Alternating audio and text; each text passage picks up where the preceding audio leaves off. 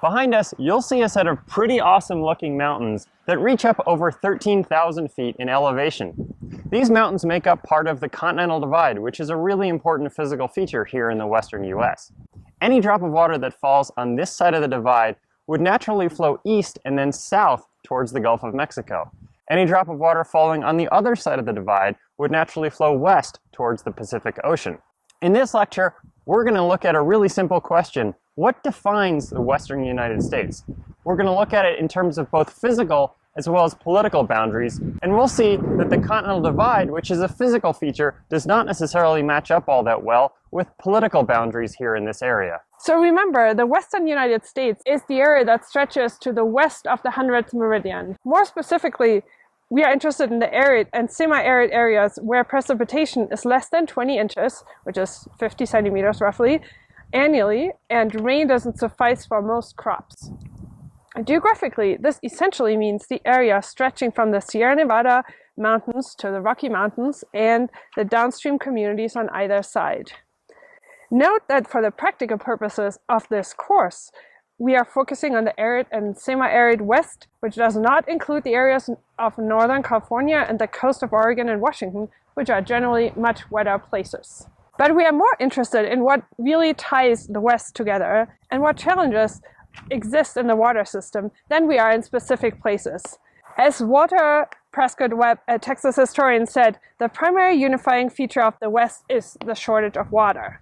Thus, we are primarily going to be using a problem, the lack of water, as our definition of the West, more than any geographic feature. There's a set of shared characteristics that we can use to describe the West. The first of these characteristics is aridity, and aridity can be simply described as a place where less than 20 inches of precipitation falls in a given year.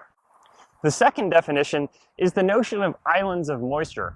Just like these mountains behind me, the West has places that catch significant precipitation, much more so than the surrounding region. After that, we have dense urban centers where much of the population is located, and these urban centers mostly have seen strong population growth in recent decades.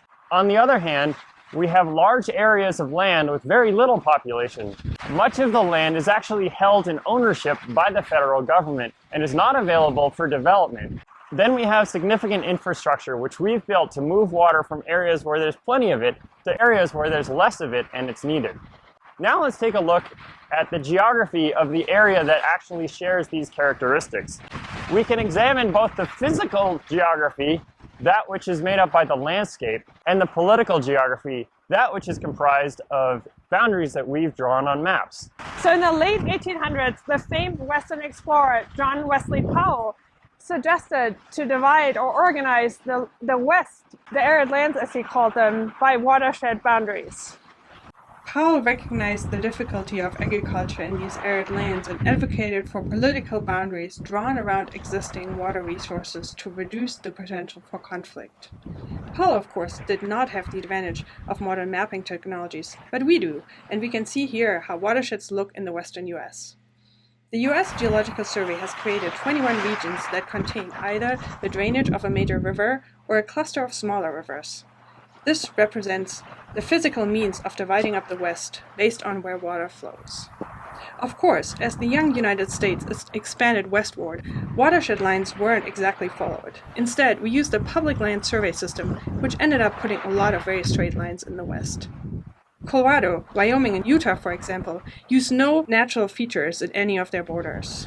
The location of state boundaries is critical because, as we'll learn later, states have a primary role in managing water allocations. And having state lines slicing across major rivers has indeed led to plenty of conflict, some of which is still ongoing, as we'll hear about in this course. Now let's take a tour of some of the highlights of the West. We'll use our shared characteristics as a guide. First up is aridity. Furnace Creek at Death Valley in California, seen here, has consistently held the record for driest place in the United States, averaging less than 2.5 inches of rain annually. in addition to being the hottest place in the country. The West, of course, is home to significant areas of desert, including the hot Chihuahuan, Sonoran, and Mojave deserts that stretch from western Texas to eastern California. We also have the Great Basin Desert, a so-called cold desert, covering much of Nevada and parts of Utah.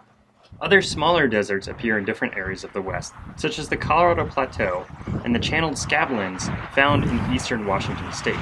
Second, we have so-called islands of moisture in this dry region. These are generally slender mountain ranges that catch significant snowfall, enough precipitation that they, by themselves, would be nearly equal to the more damp northeastern United States.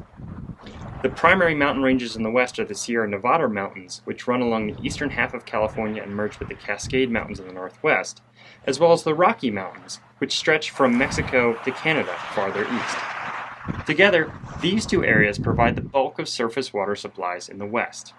Third, we'll talk about dense urban populations. In the West, population is actually concentrated in these urban corridors. You've likely heard of many of them. Los Angeles, for example, is the second largest city in the United States and a major player in Western water issues. The population of LA is actually a mere fraction of the megalopolis that is Southern California. Further north in California, we have San Francisco and the Bay Area, which by itself is usually thought of as a more damp place, but the city and much of the area still draw the bulk of their water supplies from snowmelt in the Sierra Nevada mountains. Other urban corridors of note include the Front Range corridor surrounding Denver in Colorado, the Wasatch Front around Salt Lake City in Utah, Las Vegas, and then the Valley of the Sun surrounding Phoenix in Arizona. For a variety of reasons, these areas have actually been home to some of the fastest growing portions of the United States over the last couple of decades. And then, of course, as you would expect, if the population of the vast western region is concentrated in just a few urban areas, the rest of the area is very sparsely populated. Here's a map of population density by county, and you can see two things. First, how much less dense the population of the West is compared to the East, and second, how much of the West's population is concentrated in specific counties. If there are few people across vast tracts of land, what is there on this landscape? Well, quite a bit of the West is home to farming and ranching. For example, Montana, in the upper Missouri River Basin, is a major producer of wheat. Another characteristic that explains low population density in many parts of the West is federal land ownership. For a variety of historic reasons, avoiding overexploitation of resources, protecting watersheds, providing military facilities, and preserving visually spectacular landscape, much of the land in the West is owned by the federal government and is off limits to private ownership in most cases. That includes world-famous sites like the Grand Canyon, Arizona, or Yellowstone, located in Wyoming, Idaho, and Montana. But it also includes tens of millions of acres of forests and even more desert land held for recreation, resource extraction, grazing, and other purposes. Finally, here you can see some of the massive storage and delivery infrastructure that humans built to make farming and cities work in areas far away from available water. Take, for example, the enormous Grand Coulee Dam in eastern Washington state. It's a very massive concrete structure stretching a mile wide and more than 500 feet high, impounding the Columbia River and creating a 130-mile lake behind it. Or take the California Water Project, a network of 700 miles of canal that move water from the north of the state to populated areas in the south, consuming over 5,000 gigawatt hours annually to send water over mountain ranges. As you can imagine, engineering water infrastructure is a major part of the story of water in the West. So again, we could slice up the West in different ways to come up with a definition, but it's really the scarcity of waters and the characteristics we described before that makes this region very unique and interesting to study. So we hope that was helpful. In this next lecture, we'll be talking about how the course works. See you next time. Bye.